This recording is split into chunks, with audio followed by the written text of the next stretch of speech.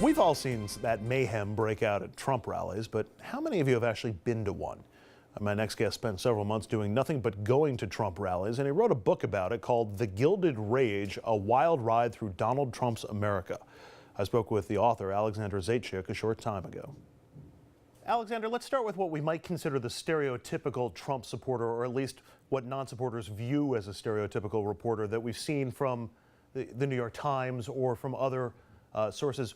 People at rallies worked up into a lather saying, you know, hurtful, if not worse things, and being very confrontational. How does that image of the Trump supporter jive with the Trump supporters you've met and talked to? I think the first thing to say is you cannot discount those images. You have to take them seriously. They're real enough. That said, I spent 4 months following the Trump trail during the primaries, speaking at length with dozens of Trump supporters. And the average Trump supporter that I got to know was not this kind of belligerent, blunt force, racist caricature or stereotype or idea that you might get watching some of the more extreme footage from the rallies. And even more surprising to me was the way some people that you got to know at a rally 2 hours later at a bar away from that environment over a beer would actually demonstrate a level of awareness, self-reflection, and critical thinking that you would never have expected or suspected when you were observing them at a rally. So sometimes within the same person, there are two kinds of Trump supporter in the same person. People getting swept up in the moment or caught up in groupthink when they're at these rallies, do you think? Something like that, and also we assume roles. I mean, if you go up to someone and stick a recorder in their face and say, I'm, you know, with the opposition media, they're going to give you one line, whereas if you're talking to them on a sort of equal footing and approaching the conversation with a level of respect, you're more likely to get that in return. And again, I say that without discounting some of the images that we've seen come out of the Trump campaign over the last year. They're disturbing, and there are things swimming in the campaign that are ugly.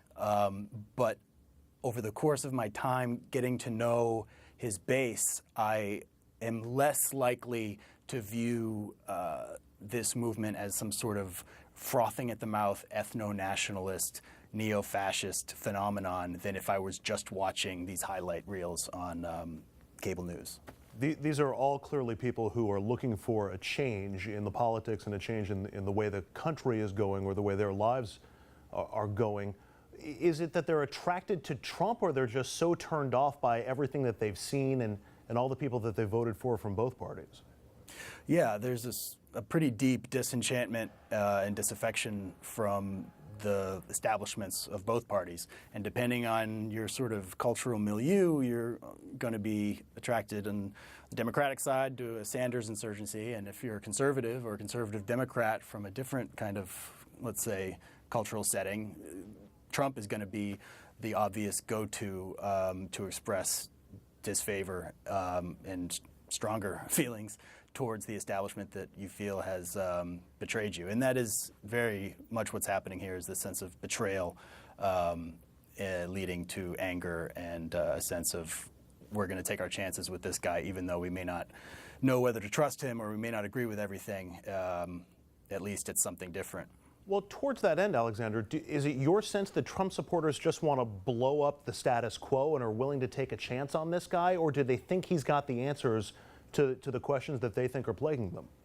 I would be careful about generalizing too much. 13 million people voted for the guy, and I spoke with maybe a couple hundred of them. So I don't want to speak for the 13 million people, but some of them certainly think he's the answer, some sort of savior, the hardcore Trump supporter, maybe more of stereotype.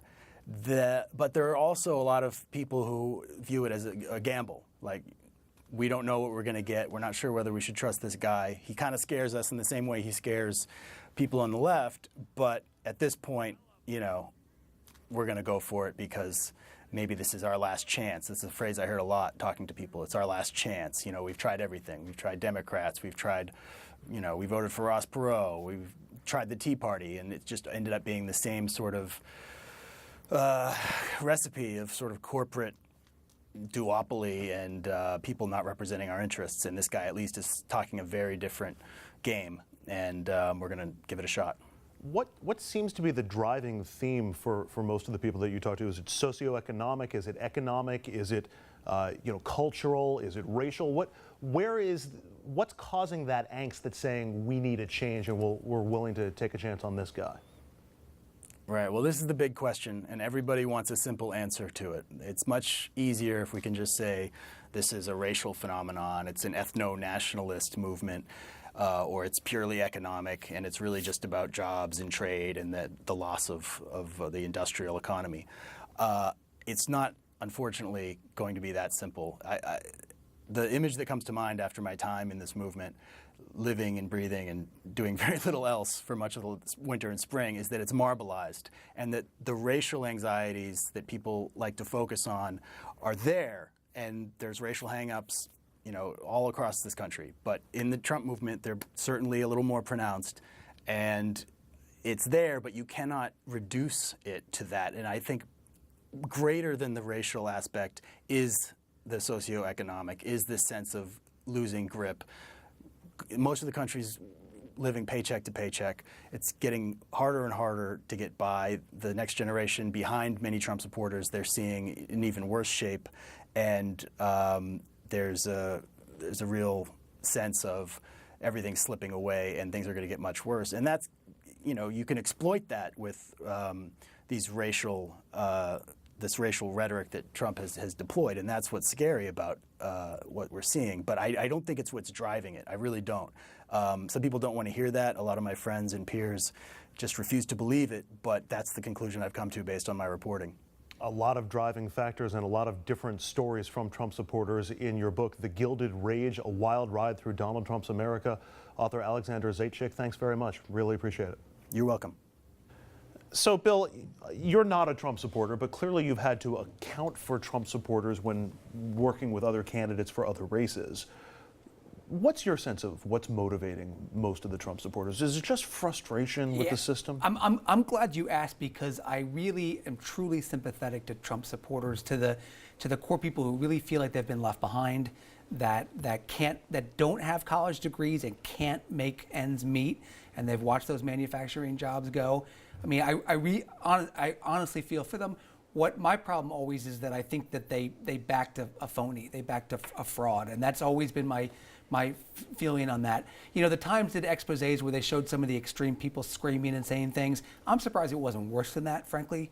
You could always find people in a political rally that can go overboard, but I think there's some good people out there that are just desperate. They're really genuinely hurting. I think they got behind a guy who is a confidence man. We forget that con man is confidence man. He's made a whole career of saying, "I've got this. I'll take care of it." And I just think that they fell for the wrong guy. Richard? I agree with everything you've said, but you go up to the edge and then you back off. The fact of the matter is the Republican Party has sold these people a bill of goods, from Willie Horton to swift boating to birther stuff. You created an electorate in the Republican Party that's a little bit nutty. Now that they have a leader who exploits it, they coalesced at about 40%, which is enough for the nomination, but it's not the country. So these economic grievances are real. And yes, the Democratic Party has turned its back on them, not to the same extent as the Republicans, but there's guilt in the Democratic side as well. But when you make these promises year after year that we're going to do away with abortion, you're going to get your guns, you're going to no gay marriage, and then you end up with a capital gains tax cut, which is what the Republicans did, people are going to get frustrated and turn away. But if the primary motivation is a feeling of being left behind, particularly economically, while other groups have moved forward, typically less educated white blue-collar workers have not been able to advance. Is there no way for the Democratic Party to speak to those concerns and reach those voters? There is for the Democratic Party, there is for the Republican Party. Well, I'm asking about the Democratic Party. There is, and they should do that, and that's what Bernie Sanders, to some extent, represented. A conversation about how you include everybody, including the white middle class, in a fairer share of the national economic prosperity. What's happened in America is that there's been an increase in gross product, and it's all been gone to the 1%ers. The Republicans say that's what they want. The Democrats say it isn't, but then don't do anything. Bill, are these folks reachable by Democrats, or are they just not even looking the Democratic way? Oh, I think they're absolutely reachable by Democrats. I think that populist message, if it wasn't delivered by Trump, and I'm a detractor, should have applied to black Americans too.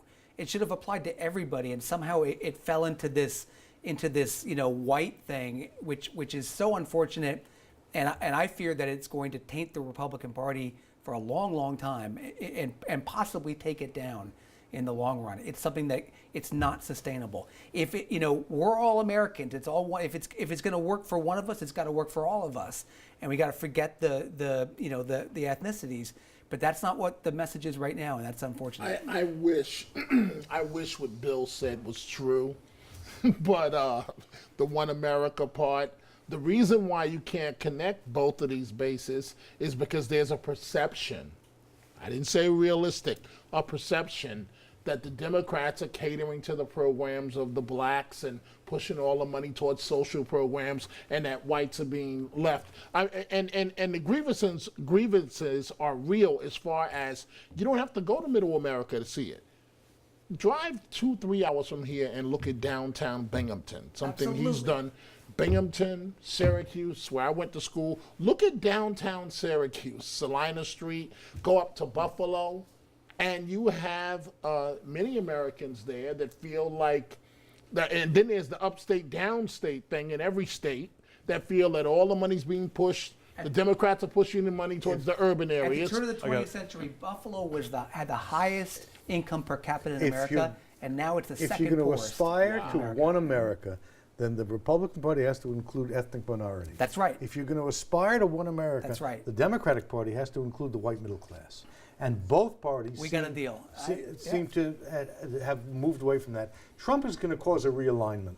And your party won't look anything like the old Koch brothers supply-side austerity nonsense when this is over, which is a good thing. Whether the Democratic Party changes is to be seen. All right, we'll take a break and turn the page. Up next, if a picture is worth 1,000 words, then this one may be worth 1,000,000. This little boy in a Syrian ambulance drives home the suffering and violence in that country. The question is, could it actually lead to real change?